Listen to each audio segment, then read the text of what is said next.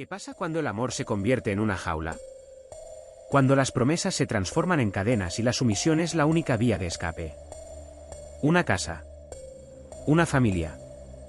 25 años de horrores inimaginables.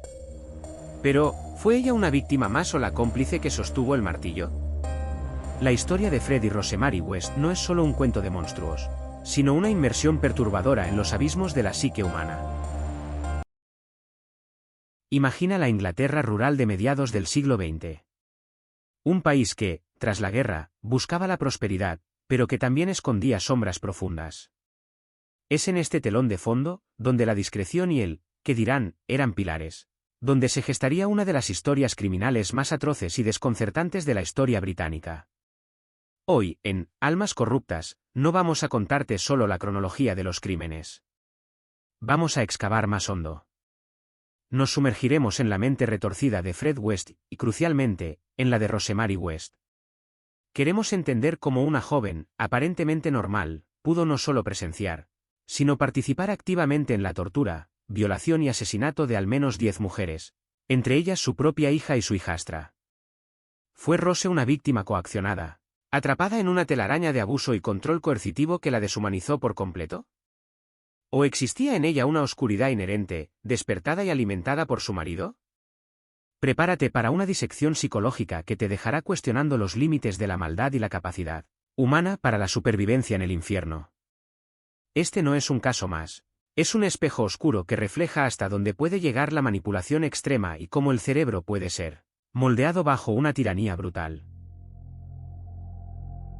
Para entender a Rose, primero debemos conocer al hombre que la moldeó. Fred West, nacido en 1941, era un depredador desde muy joven. Un hombre con un historial de abuso sexual, perversiones y una personalidad manipuladora que lo hacían increíblemente peligroso. Ya en los años 60, sus crímenes comenzaban a fraguarse, mucho antes de conocer a Rose. En 1968, Fred se casó con Rena Castello, y juntos tuvieron 2 hijas. Pero la vida de Rena fue un infierno de abusos. La torturaba, la obligaba a prostituirse, y eventualmente, la asesinó, desmembró su cuerpo y lo enterró. Pero antes de eso, algo crucial sucedió. Conoció a Rosemary Letts, una adolescente de 15 años, ingenua, con un pasado de abusos en su propia familia, lo que la hacía vulnerable a la atención de un hombre mayor. En 1969, Fred y Rose se encontraron. Él era 20 años mayor. Un hombre carismático, aparentemente protector, que le ofrecía una escapatoria de su propia vida de miseria. Pero lo que Rose no sabía, era que estaba saltando de la sartén al fuego. Fred, con su labia y su experiencia en la manipulación, rápidamente la envolvió. La aisló de su familia, la hizo dependiente de él. Poco a poco, la línea entre la protección y el control se desdibujó. Y luego, desapareció. Se mudaron a Cromwell Street, la tristemente célebre Casa de los Horrores. Allí, el control de Fred se intensificó. La obligaba a participar en actos sexuales degradantes, la prostituía. La deshumanización era un proceso constante. El primer asesinato conocido de Fred con la posible participación de Rose fue en 1971. La hija de Rena Castello, Charmaine West, que tenía solo 8 años. Fred culpó a Rose, asegurando que ella la había asesinado porque estaba harta de ella. Un giro retorcido. Una semilla de duda plantada para siempre. ¿Hasta qué punto Rose fue coaccionada para participar, y en qué momento la línea se borró completamente? La psicología detrás de la sumisión de Rose es compleja. Los expertos hablan de síndrome de Estocolmo y control coercitivo. Fred no solo la aterrorizaba, sino que también era la única fuente de afecto y protección en su vida. Creó una dependencia total. Rose no tenía recursos, no tenía apoyo externo. Su mundo era Fred. Y Fred era el guardián de su infierno. Cuando la policía finalmente llegó a Cromwell Street en 1994, la magnitud de la atrocidad era incomprensible. La casa era un laberinto de secretos. Cuerpos enterrados en el jardín, bajo el suelo de la cocina, en el cuarto de baño. 10 víctimas identificadas, además de la hija de Fred y Rena, Charmaine, y su propia hija, Heather. La confesión de Fred fue un reguero de perversiones.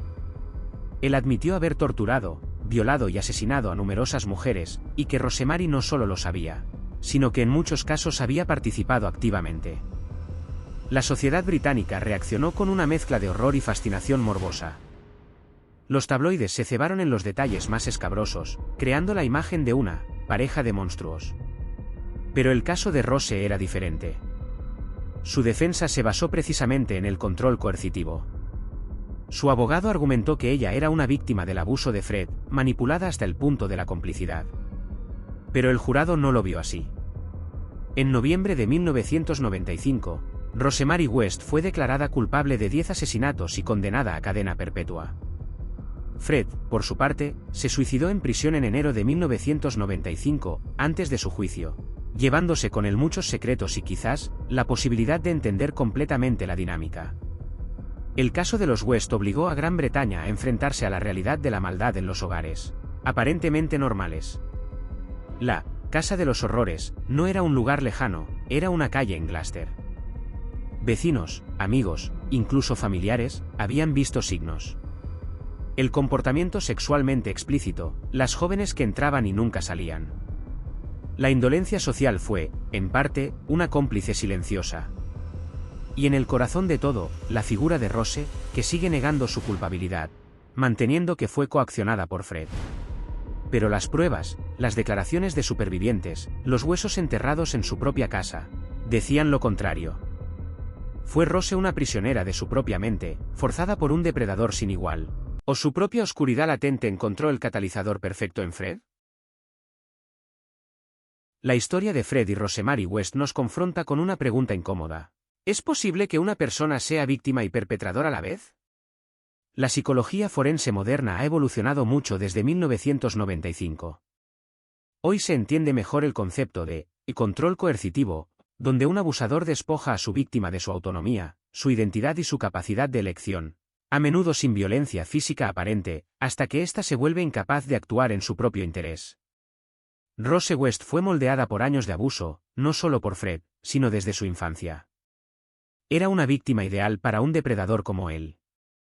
Él la adoctrinó, la aisló, la hizo partícipe de sus crímenes, no como una elección libre, sino como un mecanismo de supervivencia retorcido. Imagina vivir cada día sabiendo que tu vida depende de la aprobación de tu torturador. Que tu propia seguridad y la de tus hijos dependen de tu obediencia. Pero incluso con todo esto, la participación de Rose en actos tan crueles y directos, en el asesinato de niños, plantea un dilema ético y moral. ¿Dónde termina la coacción y empieza la responsabilidad individual? Este caso nos enseña la importancia de reconocer las señales de abuso, incluso cuando están disfrazadas de amor o protección.